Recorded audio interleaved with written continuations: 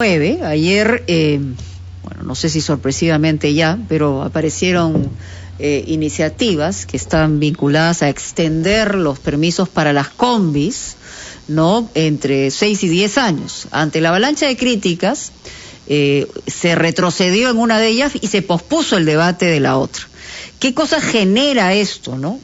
Por un lado, expectativa en un grupo humano que está vinculado a todo el sector de las combis, pero por otro lado, lo que genera es un temor respecto a extender el caos en lugar de abocarse en un trabajo conjunto para que finalmente esta ciudad de más de 10 millones de personas tenga un transporte integrado a la altura, digno, para que le dé esa seguridad que necesita el ciudadano.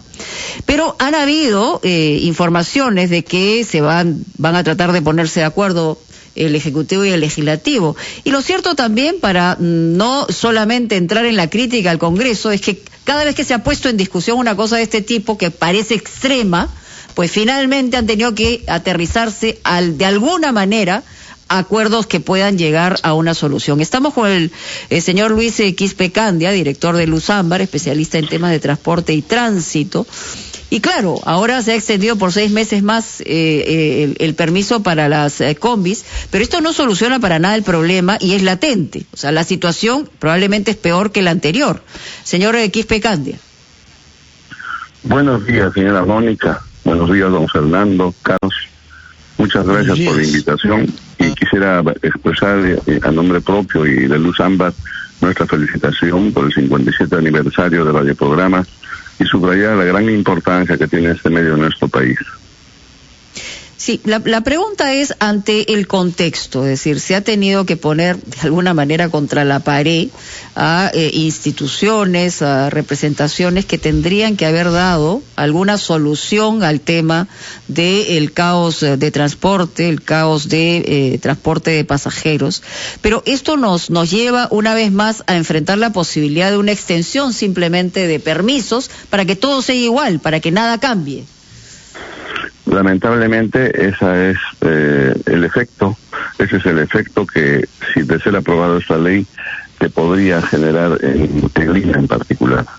Creo que está claramente señalado, nosotros lo hemos dicho reiteradas veces, que la interferencia que el Congreso pretende con esta ley sería pues sumamente pernicioso para la ciudad. No hay otro camino. Se ha esperado 20 años, desde la ley 27181 del año 99, hasta la ley 30900 que crea la ATU. Se esperó esos largos años, la inercia, la indiferencia, la ineptitud de nuestras autoridades, tanto de la municipalidad como también del propio Ministerio de Transportes. La ley que he señalado del año 99 establece la competencia de las municipalidades. Ya la ley obligaba a que no debería haber 2 autoridades gestionando en Lima, solamente una.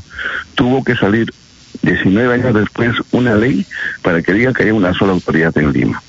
Ahora ya encaminado, ya viendo una ley, teniendo ya la autoridad de la ATU para esta tarea de implementar el servicio integrado, aparece lamentablemente este proyecto de ley que claramente se ve... Pero la ATU tampoco ha estado a la altura, ¿no? Hasta el momento, por lo menos. Bueno, lamentablemente viene caminando muy lentamente. Está la ley, tiene el marco legal, tiene las condiciones. Consideramos que han concluido con los estudios del plan regulador y el plan maestro. Debería estar dando ya pasos definitivos para mostrarnos de que está avanzando, y evidentemente la pandemia habrá sido, digamos, tal vez la causa, pero creemos que es importante ahora, con esta coyuntura, más aún demostrar al Congreso y demostrar a la población que ellos son la alternativa y van a solucionar el problema. Esta autorización de prórroga de 6 meses no es suficiente, obviamente. Perdón, dígame. Sí. Señor Quispe Candia, hace muchos años que sabemos que usted está comprometido por humanizar las condiciones del transporte público en las ciudades de nuestro país. Y por eso quisiera que usted nos explique 2 puntos. Por una parte, uno de los núcleos del conflicto que es el llamado sistema del comisionista afiliador.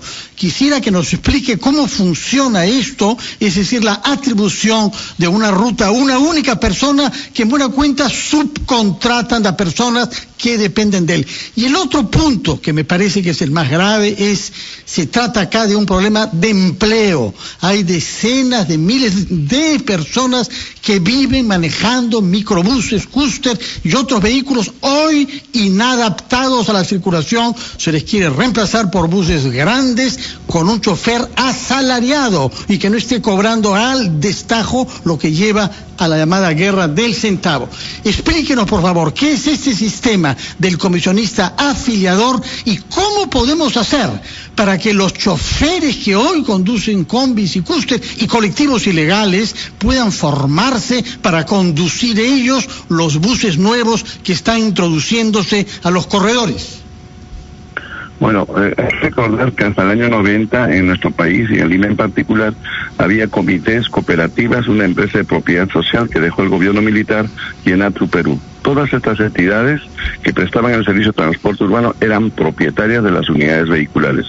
Si bien es cierto en la década del 80 no eran suficientes y la crisis generalizada también afectaba el transporte, pues era un servicio bastante aceptable. Cuando pasamos al 90 y el nuevo gobierno cambia nuestra constitución y entramos a un libre mercado, también el transporte es atendido de ese modo. De tal forma se le da la confianza al empresario privado para que sea el empresario privado el que genere. Se convierte en estos comités, en sociedades anónimas, y estas empresas de las cooperativas, la sociedad anónima, se dan cuenta que ya no era como la cooperativa en que tenían un puesto de trabajo, cada quien en su determinada responsabilidad, sino eran dueños de acciones y finalmente al término del ejercicio se dan cuenta que no tenían las rentas suficientes, ni los dividendos necesarios. Entonces empiezan a dividirse en 2, en 4 y en 6. De menos de 50 empresas en el año 90, ahora tenemos más de 350 empresas. Se dan cuenta que formar una empresa no era nada difícil, simplemente iban a una notaría, constituían la empresa, con 500 soles, se juntaban en ese entonces 3, ahora pueden ser 2 socios de una SAC, y constituían una empresa sin tener un solo vehículo. Simplemente ponían un letrero que decía se necesitan unidades, y en ese entonces, cuando empiezan a salir de las empresas del Estado, gente que recibía su liquidación, compraban combis y cúster y se afilian en estas empresas. Y entonces así surge esta modalidad perniciosa, y hay que señalar otro también. Lamentablemente, el Reglamento Nacional de Transporte Urbano del año 95 fue reglamentado por una ordenanza, la 104, en el año 97. Y en esta ordenanza se incorpora esa posibilidad. Dice que las empresas pueden tener vehículos propios o alquilados. Ahí parte todo. Entonces el mismo Estado le da la opción que trabaje con vehículos alquilados, y surge este sistema de afiliación hasta nuestros días, en que los empresarios, entre comillas, solamente afilian las unidades y les cobran entre 20 soles y 150 soles diarios a cada unidad vehicular. Señor Quispe, ayer el Premier dijo que se estaría buscando una fórmula alternativa a este proyecto de ley que queda, que es del congresista Simeón, para ampliar permisos, y el otro fue retirado. ¿Qué medidas podrían plantearse, ¿no?, en esta fórmula alternativa, que podrían ser a su vez solución para el transporte público en Lima y Callao? No sé si esté bien informado o no el señor ministro, pero creo que aquí no hay ninguna alternativa. La ley es clara, la ley 30.900 es clara, y con esto respondo a la segunda pregunta de don Fernando. La ley señala que las entidades que van a prestar servicio en el transporte, en el sistema integrado, tienen que ser propietarias de las unidades vehiculares, cosa que no lo es en los sistemas afiliadores. Tienen que tener en la planilla a sus trabajadores, cosa que no existe en el transporte tradicional. Tienen que tener recaudo electrónico, tienen que tener una caja centralizada para poder pagarles por kilómetro recorrido. Esas condiciones no lo tienen. Ahora, hay de los más de 350 empresas que hay, un promedio de 5 empresas sí están en esas condiciones.